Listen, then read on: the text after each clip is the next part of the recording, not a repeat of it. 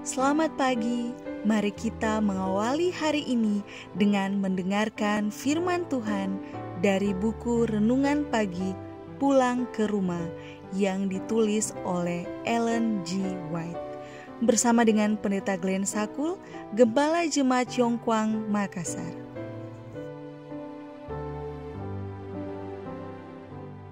Shalom, selamat pagi.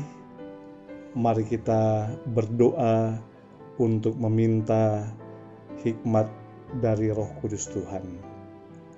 Ya Allah kami yang di sorga, ketika kami mendengarkan firman-Mu di pagi ini, kiranya Roh Kudus Tuhan memberikan kami hikmat dan kuasa. Di dalam nama Yesus kami berdoa. Amin. Renungan pagi 8 November 2020 dengan judul Tuntutan Iblis. Ayat inti, segala kuasa itu serta kemuliaannya akan kuberikan kepadamu, sebab semuanya itu telah diserahkan kepadaku, dan aku memberikannya kepada siapa saja yang kukehendaki. Lukas 4 ayat 6. Keterangan, ketika Yesus dibawa ke padang belantara untuk digoda, ia dibawa oleh Roh Allah. Ia tidak mengundang penggodaan.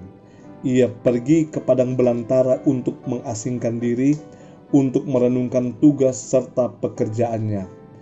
Oleh puasa dan doa ia harus mempersiapkan dirinya untuk jalan berlumuran darah yang mesti ditempuhnya.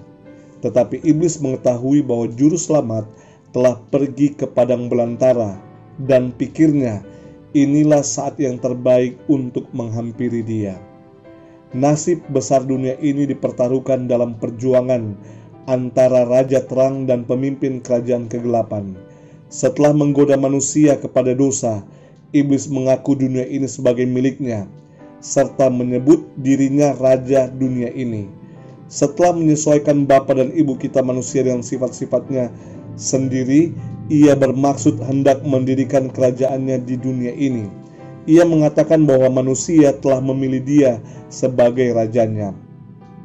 Oleh pengendaliannya atas manusia, ia memegang kekuasaan atas dunia ini. Kristus telah datang hendak membuktikan bahwa pengakuan iblis itu tidak benar adanya. Sebagai anak manusia, Kristus akan bersikap setia kepada Allah. Demikianlah akan ditunjukkan bahwa iblis belum memperoleh kekuasaan yang sepenuhnya atas umat manusia, dan bahwa pengakuan haknya atas dunia ini palsu adanya. Semua orang yang menginginkan kelepasan dari kuasanya akan dibebaskan. Kerajaan yang telah dihilangkan oleh Adam karena dosa akan dipulihkan. Sejak pengumuman kepada ular di Taman Eden dahulu kala, aku akan mengadakan permusuhan antara engkau dan perempuan ini, antara keturunanmu dan keturunannya. Iblis telah mengetahui bahwa ia tidak berkuasa penuh atas dunia ini. Ada kelihatan di dalam manusia bekerjanya kuasa yang menentang kekuasaannya. Dengan perhatian yang besar diperhatikannya korban-korban yang dipersembahkan oleh Adam dan anak-anaknya. Di dalam upacara-upacara ini, ia melihat suatu lambang hubungan antara bumi dan sorga. Ia bertindak untuk memutuskan hubungan ini. Ia salah melukiskan tentang Allah, serta salah menafsirkan upacara-upacara yang menunjuk kepada juru selamat itu. Manusia dituntun untuk takut akan Allah selaku pribadi yang suka melihat kebinasaan mereka. Korban yang sebenarnya harus menyatakan kasihnya itu dipersembahkan hanya untuk memadamkan murkanya.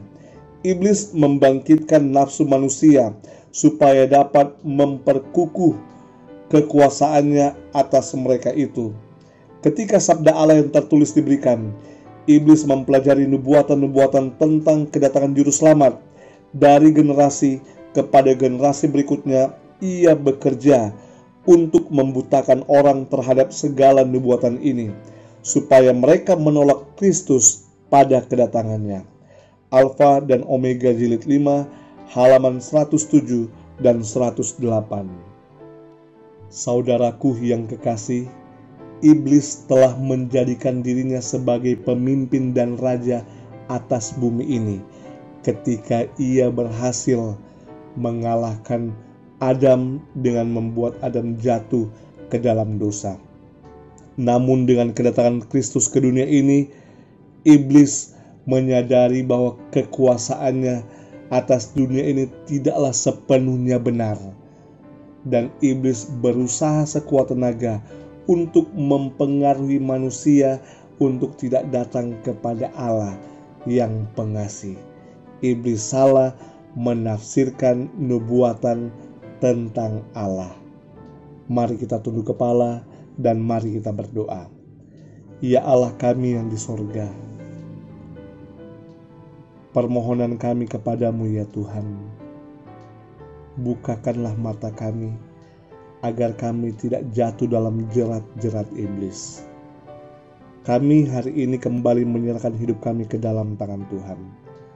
Marilah kasih Tuhan menyertai kami sepanjang hari ini, dalam setiap pekerjaan, perjalanan, dan urusan yang akan kami jalani hari ini. Marilah Tuhan memberkati dan Tuhan memberikan perlindungan. Terima kasih untuk janji pemeliharaan dan penyertaan Tuhan. Di dalam nama Yesus kami telah berdoa. Amin.